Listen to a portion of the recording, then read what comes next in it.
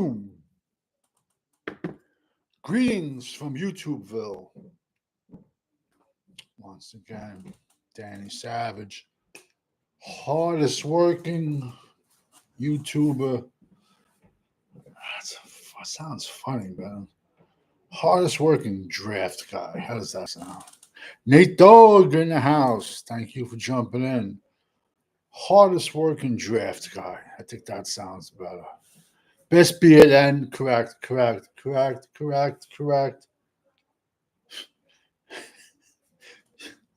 I pay a month for this? You have no idea. Too much. All right. We haven't done a mock in a while just because we had the combine going on. And then we had free agency, which I did a video. We all knew nothing was going to fucking happen, But even on our end, drafting changes off of other teams, what they've picked up and what they've lost. So their needs change, and so do, how can I phrase it? It's not like their needs change. It's like maybe they mask their needs for 1 year and then they'll wait like maybe they got someone that can fill in the gap for 1 or 2 years, and then they'd let it go a different way in the draft, if that makes any sense. Like I said, free agency is, you don't build your team through free agency. You really don't. You use it, if you want to use it properly, you use it to grab that 1 to 2 guys that'll bridge you to the next step to get over the top. And that's exactly what Dallas did, 30 plus years ago with Charles Haley, Tony Casillas. He's mad because his wife did his contract and he got paid shit. And then we did it in 94. We got Dion. That got us over the hump. That is what free agency is for, to get that 1 or 2 mercenaries to get you over the top. So we're going to be doing Dallas comp picks. Came out today. We have 4 comp picks. 3 of them, about 350. If anyone knows what that is, put in the chat. Darkness Monster. 3 are in round 5, and 1 is in round 6. So we do have a total of 10 picks. But after our 3rd round pick, which I believe off the top of my head is 76, we do not pick again. Thank you, Jerry, for Jonathan Mingo, bro. Get that to your head, bro. Who's the wide receiver that just got traded for a 5th? What was that, DJ Metcalf? So DJ Metcalf got traded for a 5th, but yet we gave up a 4th for Jonathan Mingo. So we don't pick again until 150. Listen, man. They need to take the batteries out of that old man's phone. Do you honestly think he would fucking know if he had a phone or not? Go to the 99-cent store, the little toy things that say, here you go, Jerry, play. Huh? He's like this. My baby mama ain't answering. All right, so this is going to be our first post-draft mock draft and our first post-free agency, even though we've signed nothing but bums. Bro, we ain't signed shit.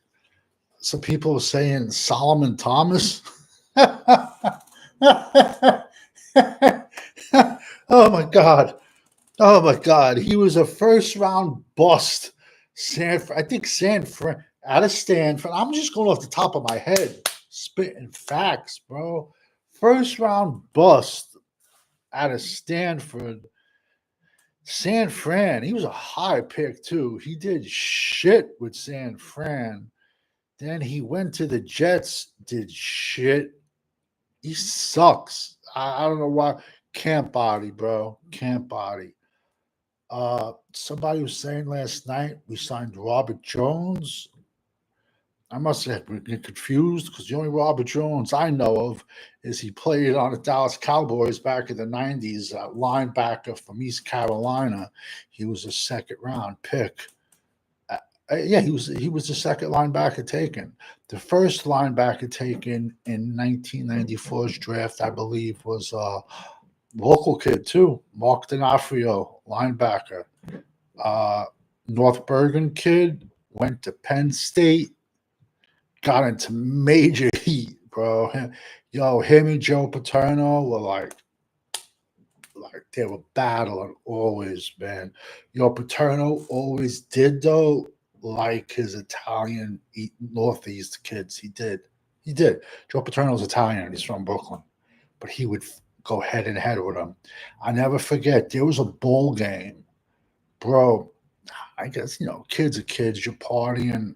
I don't know what. Yo, he benched him, and he put the kid in the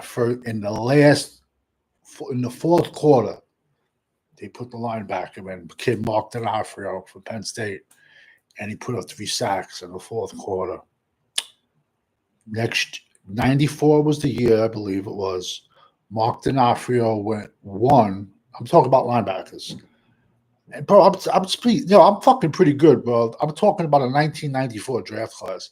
He was the first round draft pick, Mark D'Onofrio out of Penn State to Green Bay. Went to Green Bay. They noticed he had shoulder injuries. He never played a down of football. Tough ass kid. And then we took Robert Jones out of East Carolina in round 2, and he was with us on 95 when we won. Thoughts on James Pierce Jr. Dave Thomas, thank you for jumping in the chat.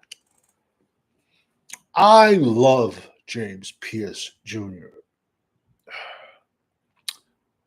Listen, this isn't just one of the channels that's going to stroke you. I'm not. I'm going to tell you the good, and I'm going to tell you the bad. James Pierce has every single thing you want in an edge. The only thing is he weighs about 245 pounds, and that's with change in both of his pockets. If that kid could put on 30 pounds, and me personally, you could tell from my build, I never understood how some people just cannot gain weight. There used to be a bodybuilder, he would say, eat 5 times a day. Okay, I'm not gaining weight. Eat 6. I'm not gaining weight. Eat 7. Eat 8. Eat 9. Eat 10. Well, if someone's flashing you with excuse my language, but millions and millions of dollars, I'm there eating 12 times a day, bro, if that's what it takes. But like I said, and I'll say it once, I'll say it again, I don't care what you weigh in April. I don't care what you weigh in June. I care what you weigh in week 17 when the playoffs start after that. But he has everything.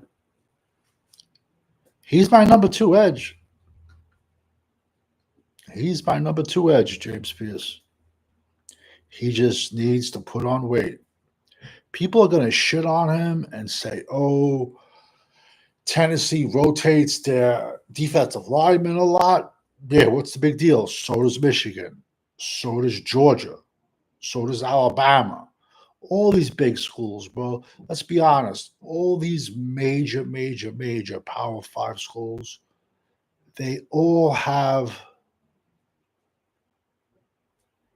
8 kids, a rotation of 8 kids on a defensive line that could start on pretty much a lot of any other colleges, these kids, because they just rotate them in one after another. Every kid is a 3-star and above, Penn State has actually a kid, Dominic DeLuca, talk about an Italian name. He stayed in. I thought he was going to come out, walk on. walk on, and he's staying in. That's why I'm telling you guys, yo, fuck with all these call-in stations. Ask them who they like in 2026. They don't even know 2025, bro. They don't. Ask them who they like for the 2026 drafts. They'll be like, I don't even know I haven't even, you don't become a draft guy in March and April, my friends. That's not how it works. Today's our first draft.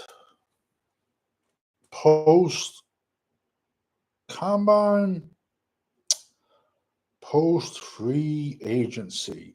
And it's ironic if you guys have been rocking with me doing all my mocks, and guys have been rocking with me since May when I do videos. It's ironic how all these guys I've spoken about since May are flying up the draft boards at 12. Jihaad Campbell is a very, very, very possible pick. 6'3", 250, can play every linebacker spot and both defensive end spots he can play. So his and ironic, before the combine, people were talking about him like he was a third, fourth round pick. But I've been pumping him all year. Ironically, Jersey kid. What do I know, though? Next is a kid, and he's dropping. Like I said, this kid is going to get someone fired, get someone promoted. Shamar Turner, defensive end / D tackle. He's has every trait in the world you want. It's just, where's the production? He looked very athletic at the combine. Bro, James Pierce is super athletic. He's everything you want in an edge. The only thing is he's lacking 30 pounds. He has a plan. He has an array of moves. But let's be honest, when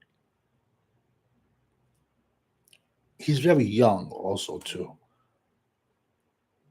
When you get these 30-year-old men that weigh 340 pounds get their hands on you, they're going to lock him down. He has bend. That I'll give him. And for his size is rare. But I've said this since day one. This draft only has a couple of those 6'6", 6'7" guys, and then it's much, much shorter edges. So Shamar Turner falls to 44 in this draft. What do they know that I don't know? I don't know. Next, 76. This is even more of I throw my hands up in the air.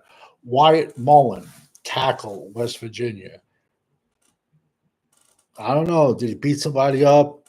I mean, did they find something in his background? I don't know. But he was on the board round 3 at 76.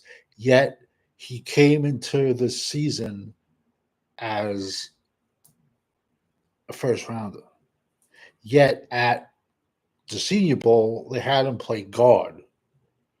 Yet for 3 years, he 0 sacks. You can check the tape. Look up West Virginia versus Penn State, 2024. He shut down Abdul Carter. Abdul Carter had 0 sacks. Yet he's dropping.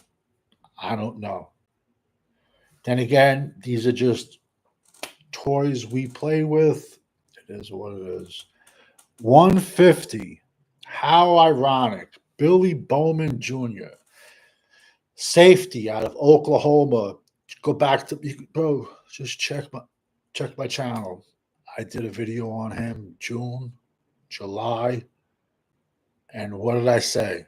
He's a little bit undersized. I don't know if he can hold up his corner. Excuse me. I don't know if he can hold up the entire year at safety in the NFL. They're calling him a safety. He plays like a bullet. I like to comp people a lot sometimes. He reminds me of Bob Sanders. He was a safety who played for the Colts. Would you go Landon Jackson at 12? That's they dog. Listen, I like Landon Jackson a lot. At 12, no. No. No. I don't like him that. I like him. I like him a lot. I don't like him that much though. I don't. I don't. If I could get him in round 2, I'd be happy because he's another. He's a perfect. I shouldn't say the perfect prospect because there really truly is none truly perfect, except for Mister Perfect, and we all know he passed away. Shout out to Mister Perfect. But Billy Bowman reminds me of Bob Sanders, bro. He's like a missile. He comes forward, but can he? Will his body break down on him? So it's ironic I said that in June, took the combine to say it now. Next, 170. Bro, still getting no love, bro. Round 5. Running back, Kyle Monangai, Rutgers. Steal. It's criminal. Should be charged criminally getting this kid in the 5th round. Criminal. Next, 172, defensive tackle Tonka Hemingway out of South Carolina.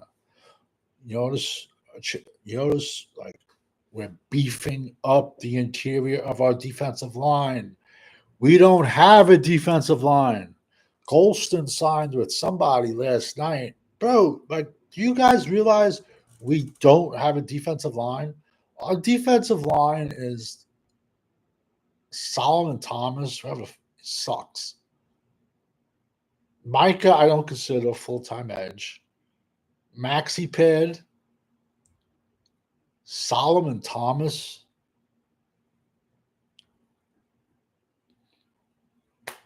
Who's our other edge? I guess we all expect Sam Williams, who's done nothing for 3 years. He's going to roll out of bed and get 20 sacks. Is it possible? Yeah. I wouldn't bet on it. Mikael Williams, I would do backflips if Mikael Williams was at 12. If you go through my stats, I dropped 20 edges. I'm dropping 10 more tomorrow. Mikael Williams is my number 1 edge. Nealon. Last year, he was my 5th edge in a horrible edge class, horrendous edge class.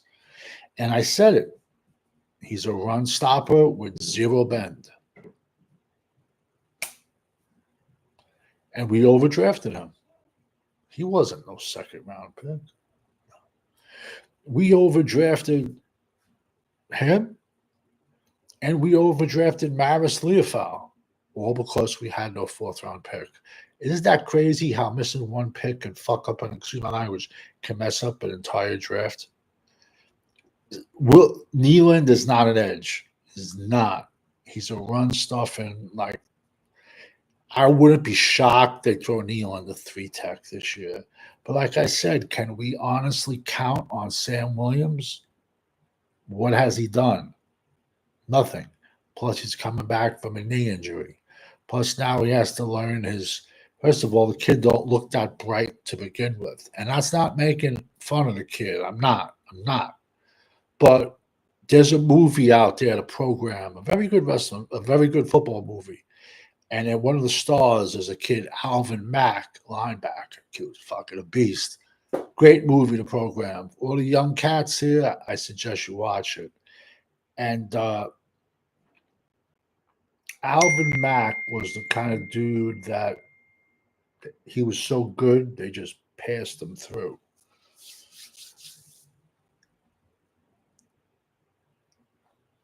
Sam Williams made Alvin Mack from the program sound like a Harvard Award-winning doctor. Right then and there, the second, I tend to read people. I have in a past life, I usually had 10 seconds to 15 seconds to read somebody. If you were a foe, if you were a friend, if you were a threat or not. Go back to Sam Williams' first video, Combine, when Dan Quinn was working him out. And let's just say I was like, yo, I got a bad feeling about this kid. And what they all pump him up as Micah Parsons 2.0. All I want to know is, yo, if that kid graduated Ole Miss, I would go to Ole Miss and get a degree and like become an astronaut or something. It's not fucking physically possible. Pick 174 in the 5th round. He ain't gonna make it this far. Kurtis Rourke, quarterback, Indiana. Height 6'5", weight 235.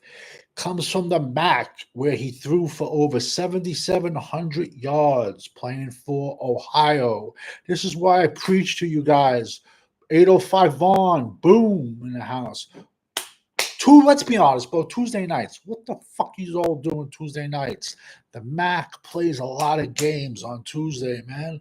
Watch football. There's a lot of good kids from the MAC come out. They only got a tight end. He's probably going to go in round 2. Harold Fant, beast. But I don't know how much he's going to give in the run blocking department. So this kid, Kurtis Rourke, he started in the MAC. He threw for like 7,700 yards, 50 touchdowns.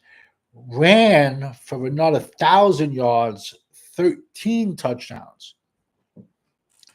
Indiana fired their whole coaching staff. James Madison coaching staff came all over to Indiana. Plus, he brought like 20 of his kids over.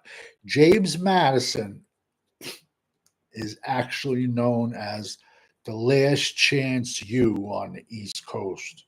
When I was growing up, Charles Haley went there, but when I was growing up, it really wasn't known as a football factory at all.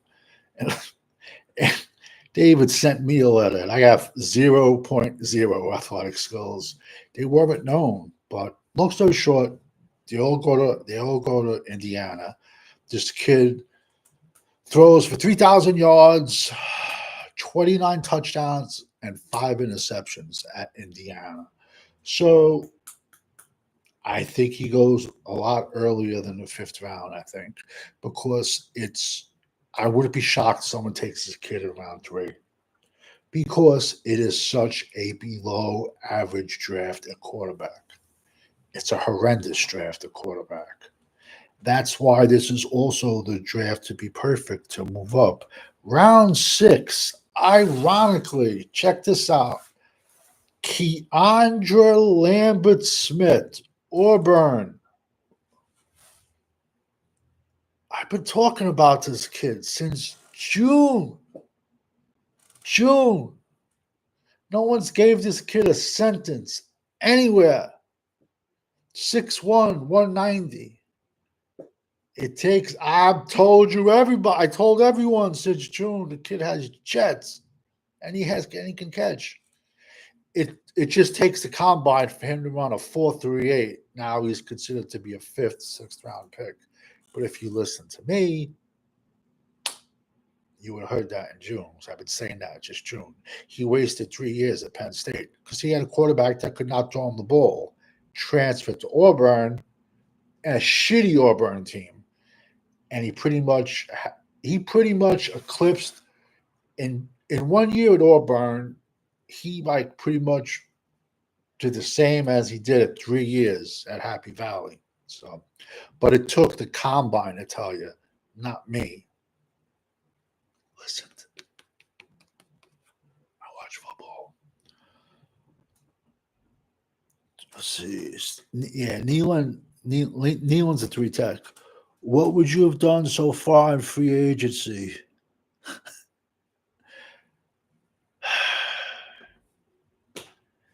Listen, we all know Dallas doesn't.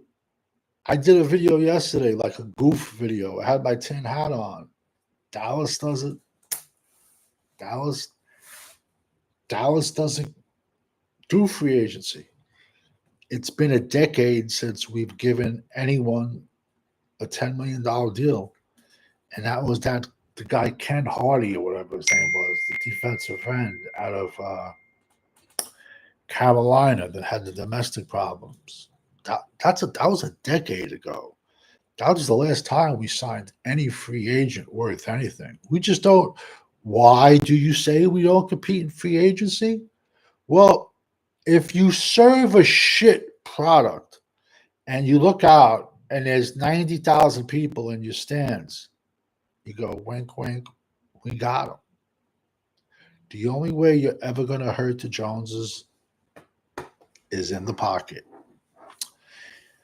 Round 6, pick 211, Malachi Moore, safety, Alabama. I don't know if you guys noticed, bro. We've gotten 2 safeties. He's on the bigger side versus Billy Bowman, but both of our safeties out.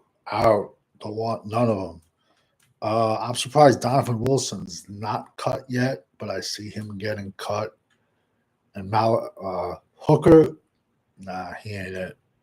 Plus new coaching staffs.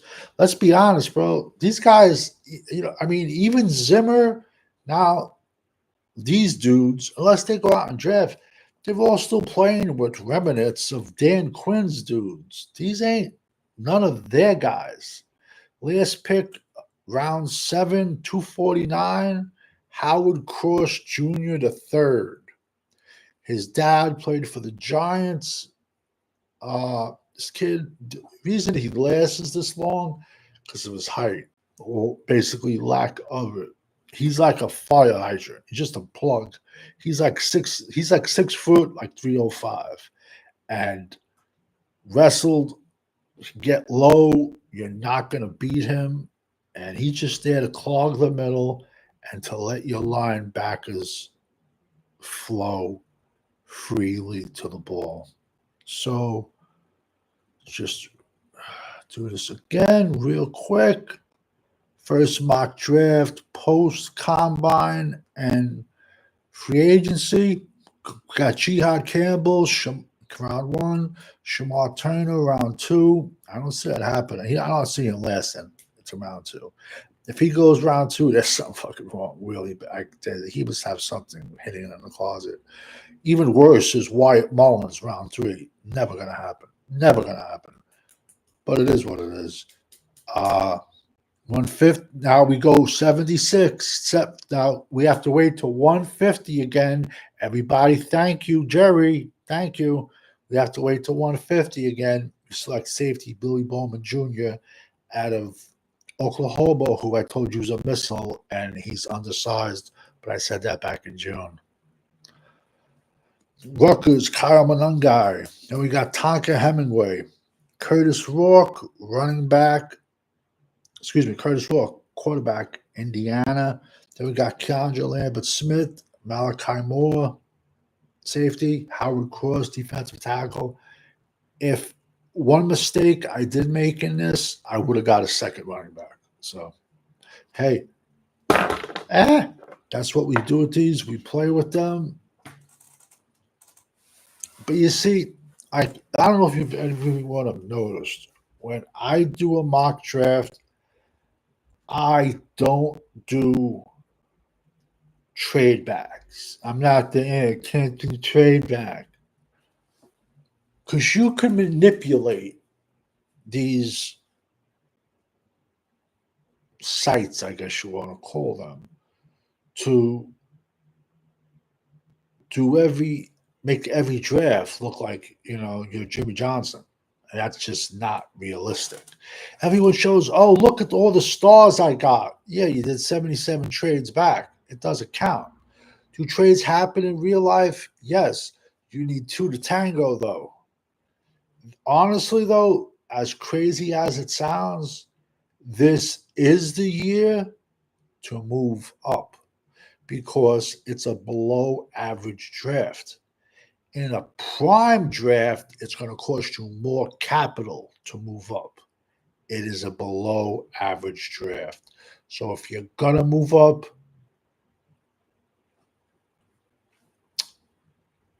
The, the only people I could see Jerry moving up for, or maybe they'll probably take his play phone away. JB, sports fan, thank you for jumping in the chat. The only person I can see Jerry moving up for at 12. Listen, man, we have a number one pick. We don't know what's going on with his broken foot, bro. Some people are telling him he has to get a screw put into it. Other people are saying no, it's gonna heal naturally. What do you do now? You're sitting there at the first pick, and that's what you're hearing. Or now, what do you do? He pulls a Tank Lawrence, and then come June, July, he's like, "Yeah, I'm gonna get it operated on now." Now he's not available to midseason. Honestly, if he gets a surgery that late, you have to. Some people, it shows you've never ever played sports or you never had a surgery. You think you could just get a surgery and then, put him on the field in 3 weeks. Bro, it doesn't work like that, man. 9 times out of 10, the scar on the outside is not even fully healed. If anyone has had surgeries and gone to a tattoo parlor, they tell you we can't go near that area for 3 years because it's healed on the outside, but the scar is not healed on the inside. And Dallas is famous for rushing guys off the field. Me personally, I do not want to see Demarion Overshown back until 2026, especially if we're having a horrible year next year. If we're having a horrible year next year, why do you want to rush a kid that's had 3 knee surgeries in 15 months back on the field? It doesn't make sense. But getting back to, would you trade Diggs and move on? Okay, here's the thing with Diggs. There's not one team in the NFL that has $200 million corners. So, Diggs, Bland. Which one you want? Can't keep both. And Micah, impossible.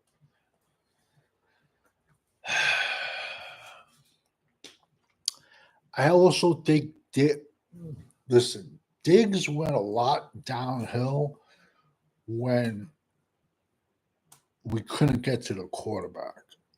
And it's amazing what a pass rush can make a great pass rush can make the most average corner look great. I'm not going to say Diggs is average, but even his great seasons, he gave up a shitload of yardage. And a lot of the turnovers were caused by all the blitzings. But to be a true team, you have to be able to get to the quarterback with your front four to be complete. So, are there any sleeper linebackers we can get in the 5th round? Linebacker is not that strong of a position. Listen, on my list, it is because there's people that are calling linebackers edges and they're not. And on my list, there are. 5th round, you can get Jay Higgins out of Iowa in the 5th round.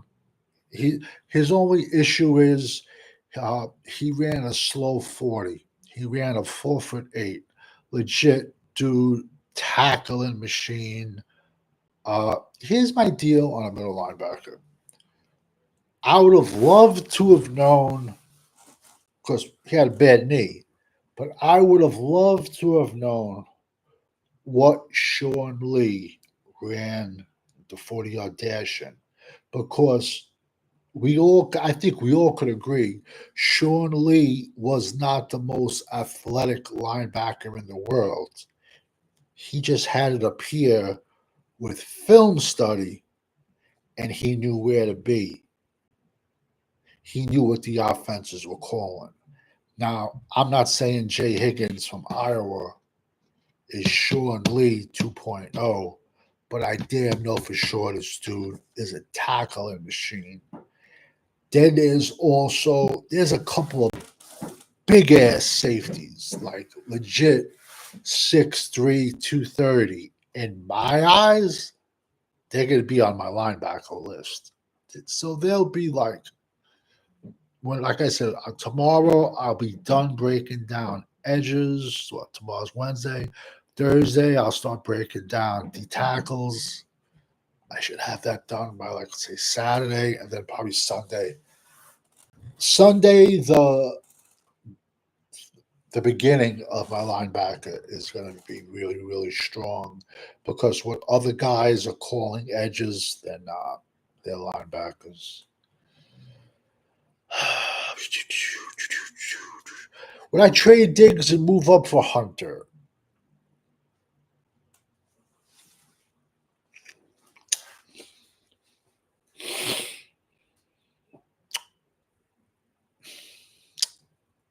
They're saying a lot of kids bombed the combine, and I spoke about this earlier, and he was one of them, they say. And I say he did it for a reason. I also said if Jerry wanted to move up, it would have to be for one of these three: Abdul Carter, Cam Ward, or Hunter. Excuse me, not Hunter, Shador. I would not trade up for Shador. I personally wouldn't. Cam Ward, and I'm a Miami guy. I love the U.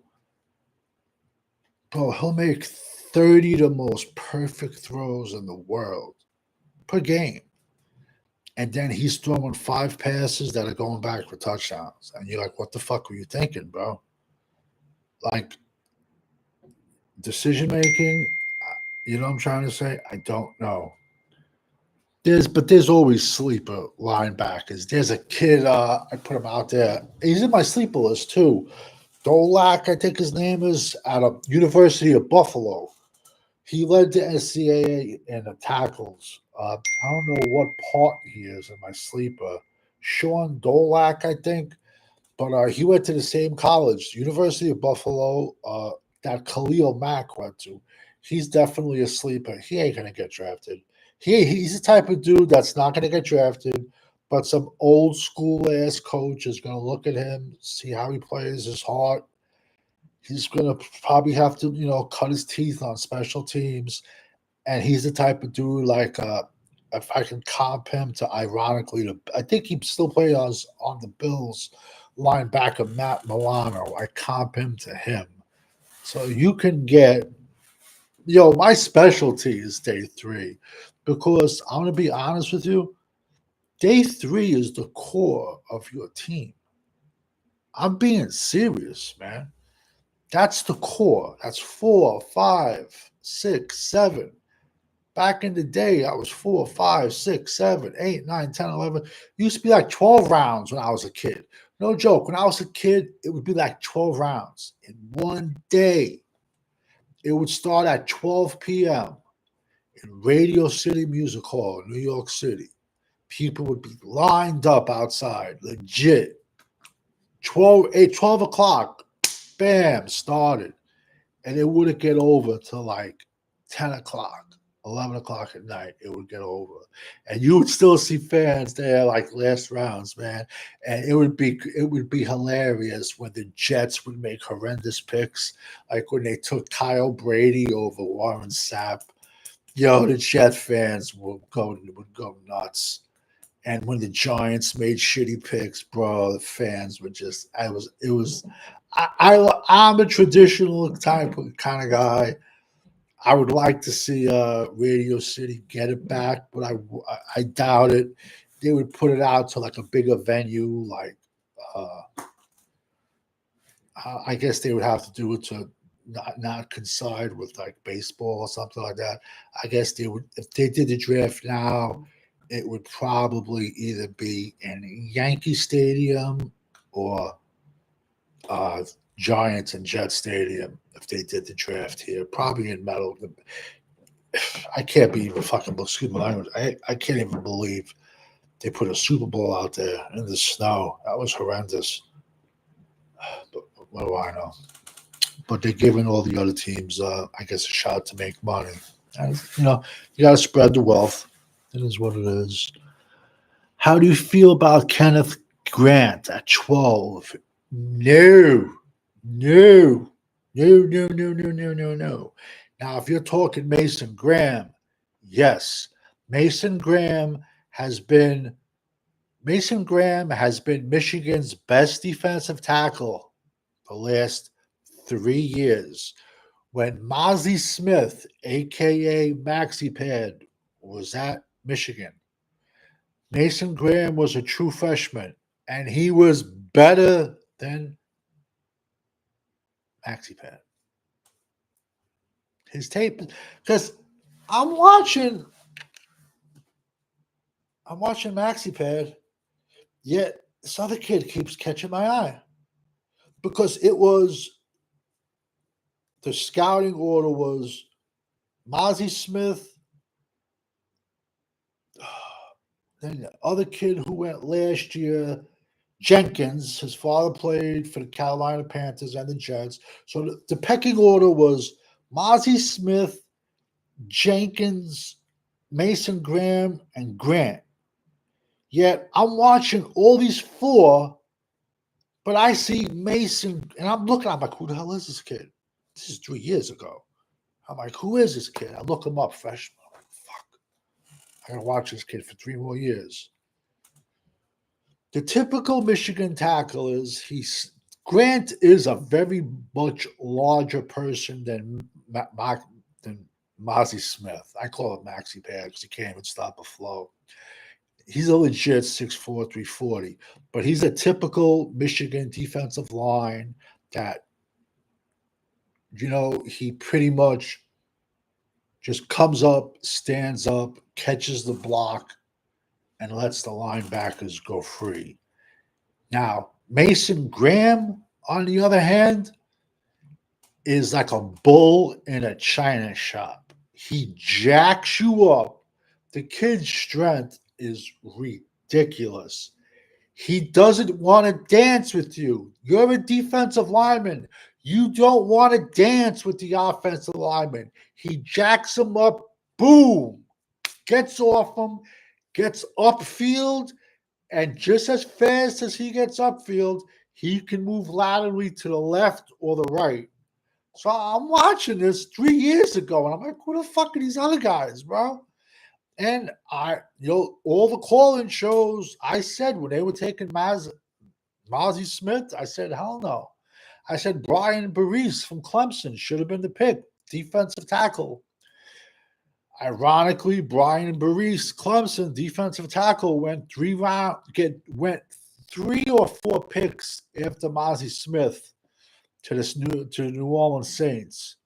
For all the naysayers of me, look up Mozzie Smith stats. Look up Brian Burris stats. I think he has like 16 sacks in 2 years. A couple of blocked field goals.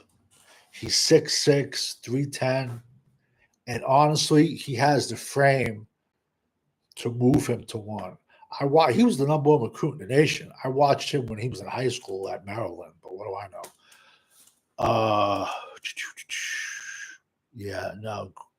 Grant, I wouldn't want Grant until I don't even want him, to be honest with you. But like I say, you scout, and I catch myself this with LSU players.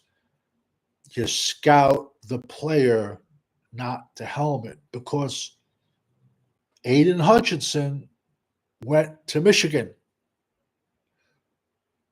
Would Dallas Cowboy fans wish Aiden Hutchinson was on their team? I think they would. Rashawn Gary, Jersey kid, went to Michigan. He's on the Green Bay Packers. Check out his stats. I think the Dallas fans would love to have those 2 guys on the team. Listen, man, like I know I give kids nicknames and shit like that, but yo, you can't be mad at these kids, bro. You see your phone ring and it's some geriatric old man. Hey, this is Jerry Jones. You want to be a Dallas Cowboy? You're gonna say, "Fuck it, hell yeah, yeah, whatever you want, whatever you want." That's it. You're an instant millionaire. Success, bing, bang, boom. You can't blame these kids. You have to blame the scouting department. And I've said this, if I haven't said this 100 times, Dallas needs to fire whoever scouts LSU, fire him. Whoever scouts Michigan, fire him. Do look deep into who are Dallas's scouts. And you'll all know by their last names that their fathers either played in Dallas or coached in Dallas. Yeah. So it's crazy. We can't draft for some reason with LSU. We can't draft Michigan. It seems like for every offensive lineman we draft 3 defensive line busts. But I blame Dan Quinn.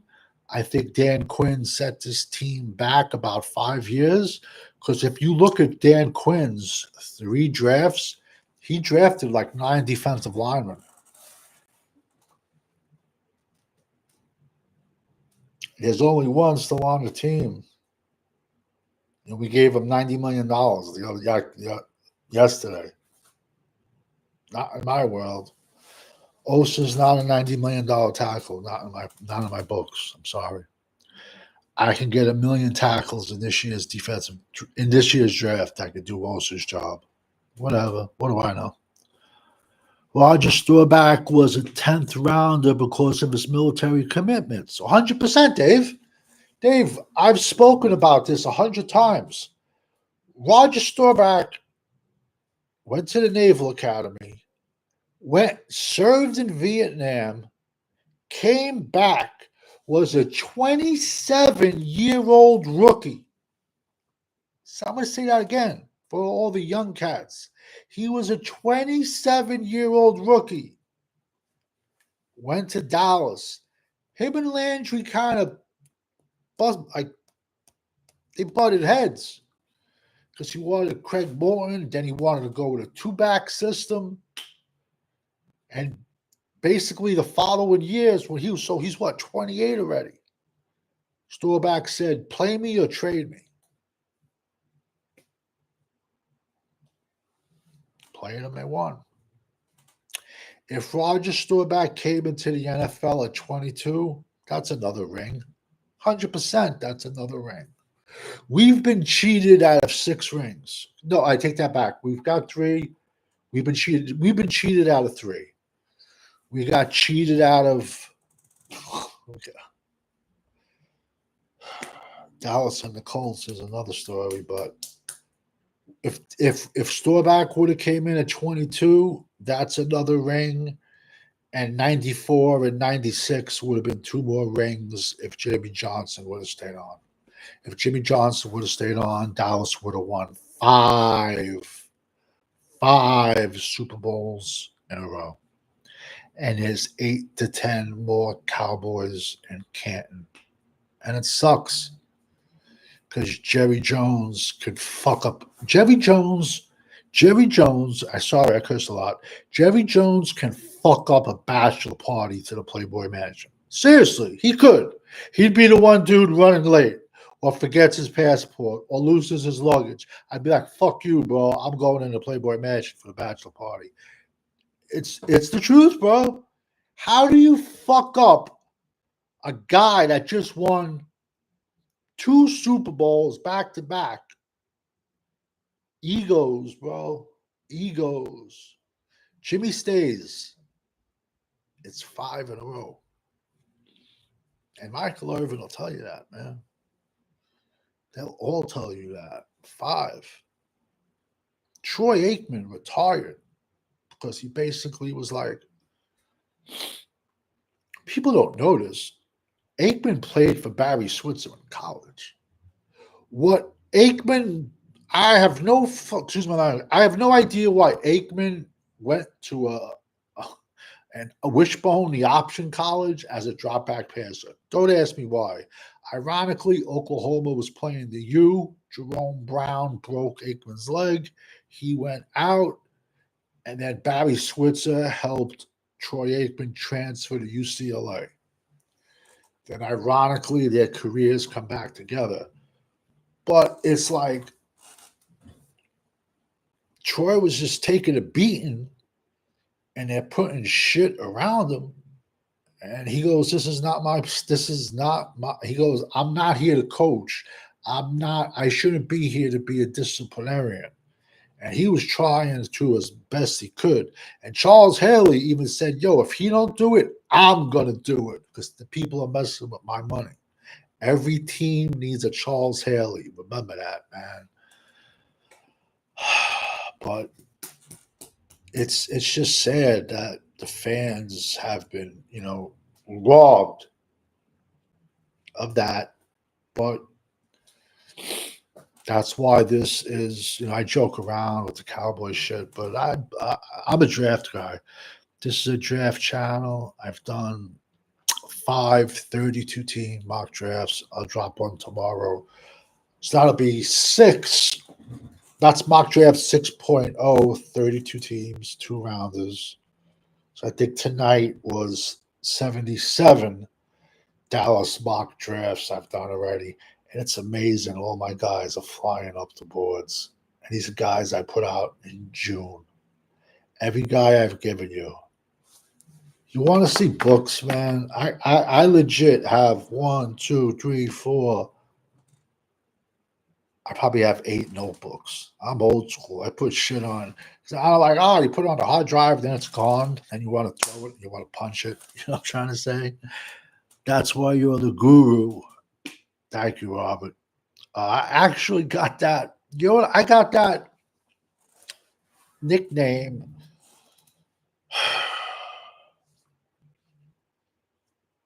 You're going to laugh. I mean, I'm not lying about it. I've been doing this draft stuff since legit. I was like 10, 12.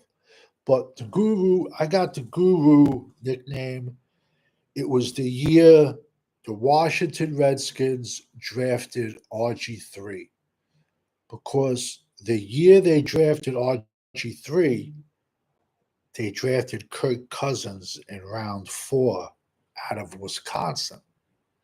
And I happened to work with a couple of Redskin fans. And besides me just dominating fantasy football drafts for out of 20 years, I had 9 titles. But besides just dominating every fantasy draft I was in, I said to them, I'm like, you got your future quarterback on your team, but it's not RG3. It's Kirk Cousins. And they're like, bro, you're smoking crack. You're nuts. And I go, all right, we'll see. Kirk Cousins had an arm, bro. You could have seen that at Wisconsin. And I'll admit, quarterbacks are not my strength. Listen, I know what my strengths are. I know what my weaknesses. My weaknesses are quarterback and corners. I hate scouting them. But also, look, man, John Elway knows a million times more than me, and he had to go get Peyton Manning to win the Super Bowl. So quarterbacks are the biggest bust rate, but also yo, come on, man, talent should stand out. But a lot of times, man, I challenge, everyone in this chat, man, do me a favor. A friend of mine was at West Virginia in 2018. He was a tight end at number 84. He played with Will Grier at West Virginia. Look up Will Grier, Touchdown Jesus. If you would watch Will Grier's last year at West Virginia, his tape was better than Dak Prescott, Trey Lance, Cooper Rush combined. They called him Touchdown Jesus. The only problem was West Virginia didn't have a defense.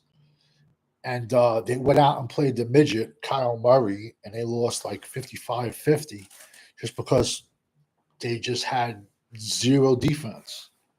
Bro, Will Greer was a monster in college. And he went to Carolina, unfortunately, in the third round. And that's where quarterbacks go to die, to be honest with you.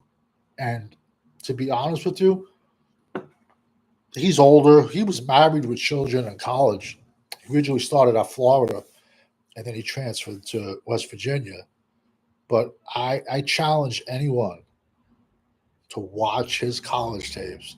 And he went in the third round to Carolina. Never had a chance. Let's be honest. Carolina just had a bunch of nobodies. And to be honest with you, we've never ever seen him with Dallas's ones. We never have. Nor Trey Lance, but Trey Lance sucks, bro.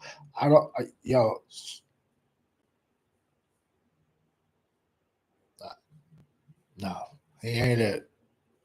It bothers me just watching him get paid $5 million to look at an iPad. What the fuck are you going to learn looking at an iPad during a game, bro? Come on, bro. It's like a little kid. You got to hand him an iPad to shut him up. Nah. Hopefully they draft a quarterback this year. And like I said, bro, I challenge anyone, man. Check out Will Greer's college tape. You would think he was the second coming of Dan Marino. And cannon. That kid has a cannon, bro. And I think he's 30. He's either 30. Yeah, he's like 30, Will Greer. But I'd give him $1 million to come back, and I'm sure he would come back. You know, it is what it is. Why didn't Jerry put Lance in when Dak got hurt? JB, that is the $1 million question. Because, all right, that would have been the perfect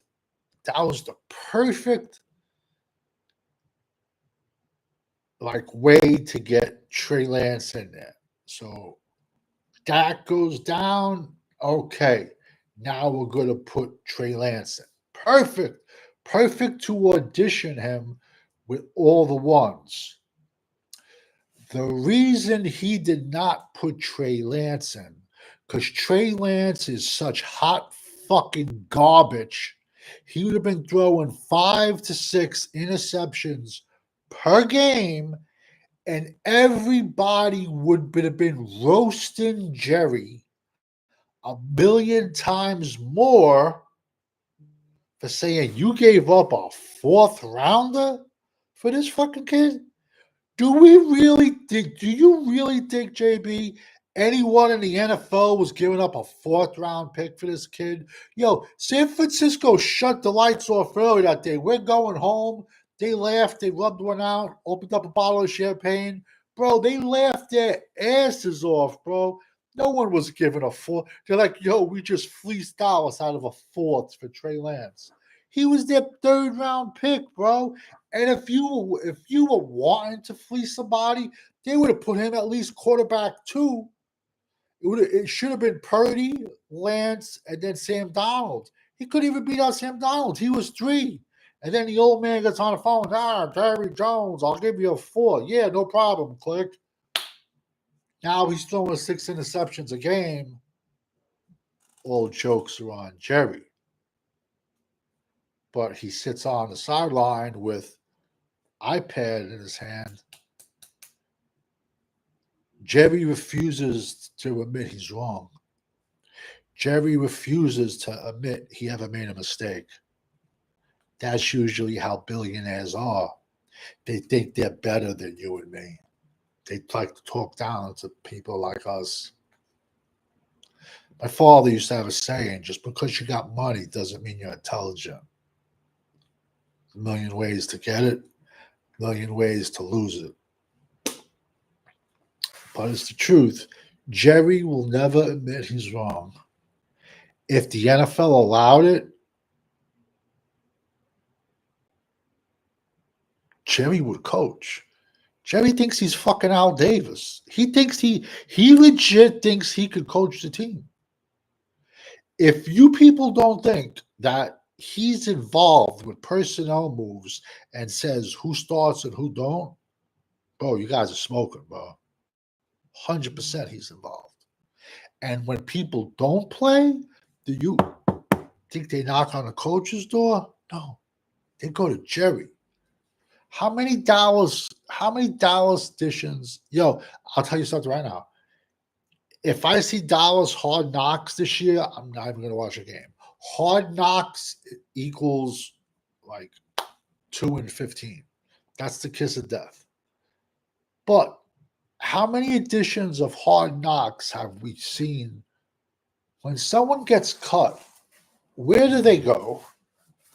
Do they go to the coach's office? No. They go to Jerry's office. That's why the general manager and the owner should not be the same person.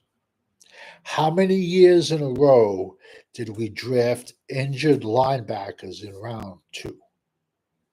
Think about this. In the last 20 years, we've had 3 round 2 picks that we hit on. Let that sink in. In 20 years, we've only had 3.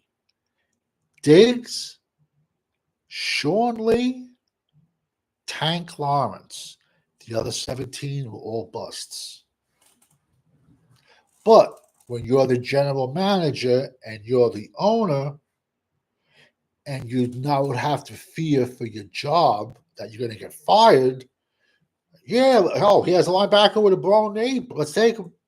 Barrett Carter.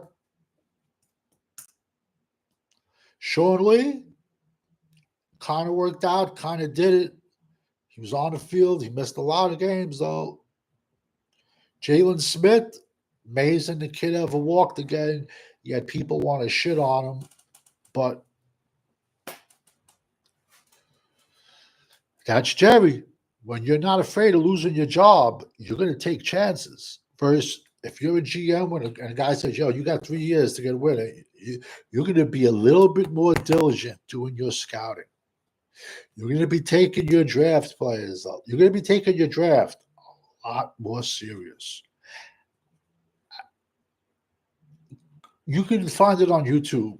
Look up the Patriots draft room. It's Bill Belichick on a computer and Tinder because he likes the young girls.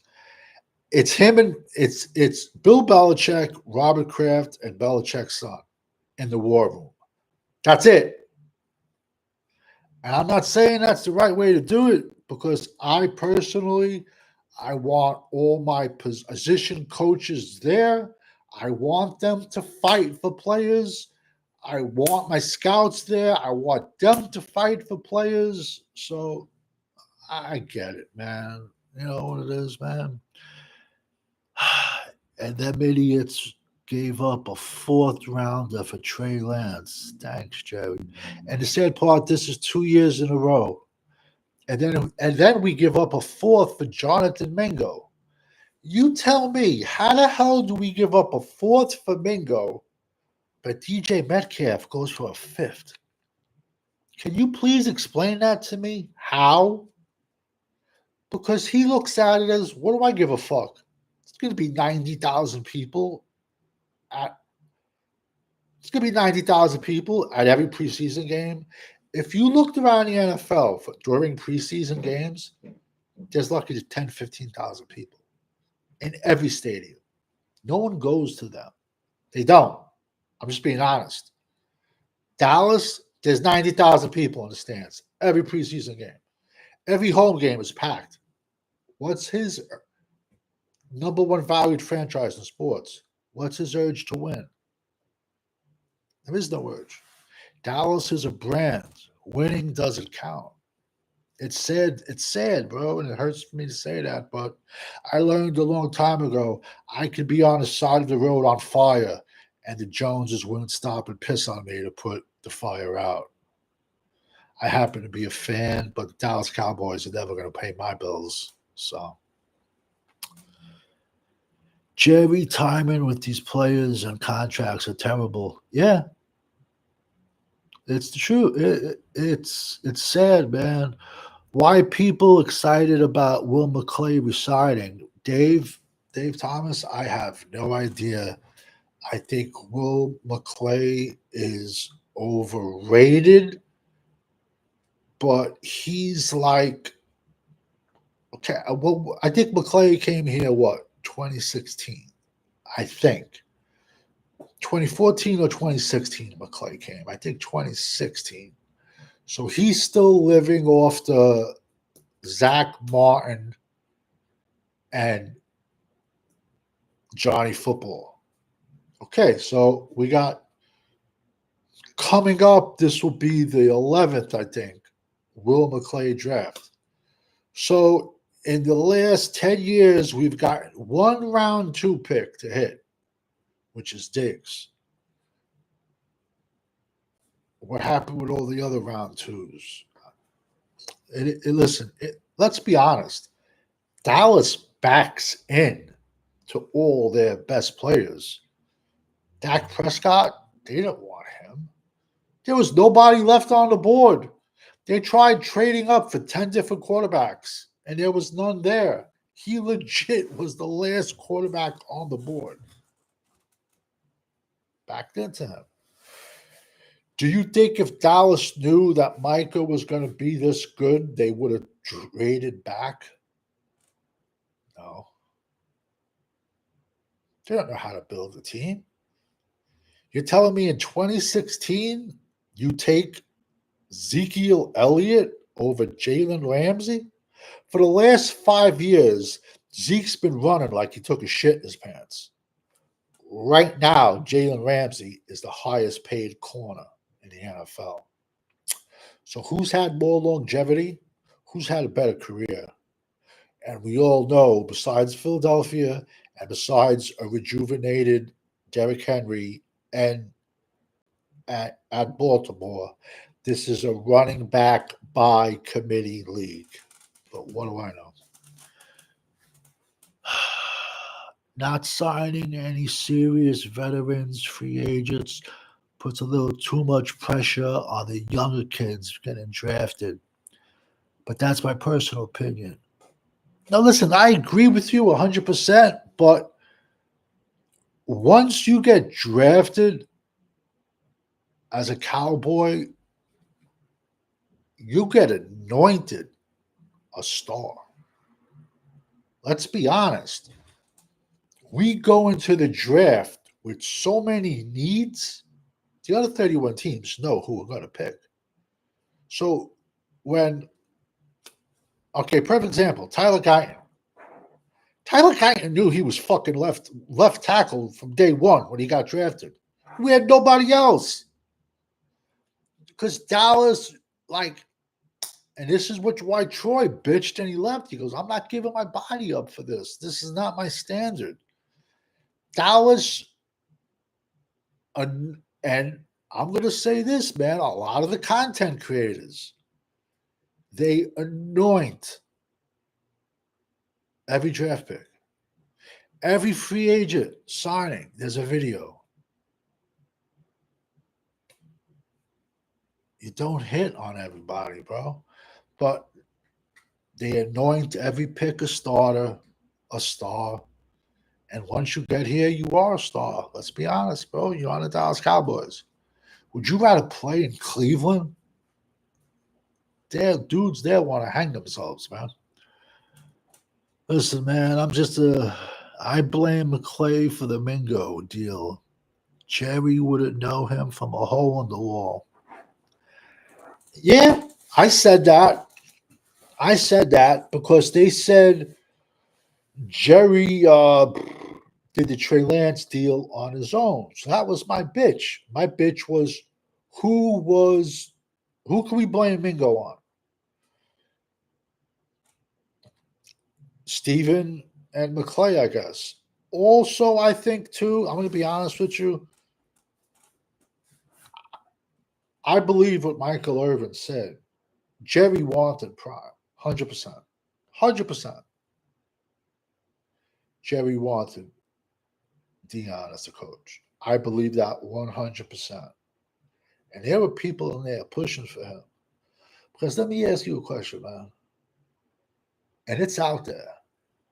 Have you ever heard Michael Irvin give a speech to people? You would fucking run through a brick wall for him. You ever see him now at the U? He flies to all their games, and he's on the sidelines in these kids' faces. If these kids, I'm calling the Dallas players in a room, don't respect a guy like Deion telling him what to do, a guy like Warren Sapp, a guy like Michael Irvin, I'll let Charles Haley do the. I'll let Charles Haley do the defensive ends. Just make him sign a waiver. He doesn't kill him. Charles Haley coached with the Detroit Lions under Matt Milun. Charles Haley still has a good mind for the game. It's sad that Irvin has more heart than the players that play now. These are Charles Haley's words, not mine. There ain't no dogs on this team. There ain't no leaders on this team. That's him saying it. That's him. That's him. I don't know about you, man. If I'm going to fight, I want him next to me. I don't want no fucking kid from Princeton. It's football. What's football? Controlled violence. But like I said, if these kids don't listen to guys like that, then it's hopeless, bro. They ain't going to listen to anybody. Let me ask you a quick question, then I'm going to go. Why is it no matter who we have as the head coach, why is it we always lead the league in penalties? Let you think about that. But I'll let you think about that, but I'm going to tell you the quick answer. No matter who the coach is, we lead the league in penalties because there's no structure. And starts at the top. Also, too, and this doesn't take a rocket scientist to figure this out. How is it we won every game on the road, but we lost every game at home? Because these dudes were out to 7 o'clock in the morning when they're way home. Are you kidding me? Yo, I'll be honest with you. If I was 27 and I'd be dead. I would be dead. I'll be the first one to admit it. What do you expect, bro? These are young kids and they're billionaires and they're in Dallas. They got 5 girls in each bedroom. But that's why they lost. And that's why when they played away, they were all sleeping in a hotel at 10 p.m. When they're at home, they're walking in the door at 7 a.m., getting an IV. Like, got to read between the lines, man. Thank you, everybody. JB, Cowboy fans, Dave Thomas, Amazing Creations, JB, Bobby Bottles, bro. Thank everybody for jumping in the chat, man. It's just me doing a Dallas Cowboys mock draft 77.0 post free agency, post combine draft. Tomorrow, I'll be dropping 10 more edges because we all know when you're rocking with the GWO, for life, over and out.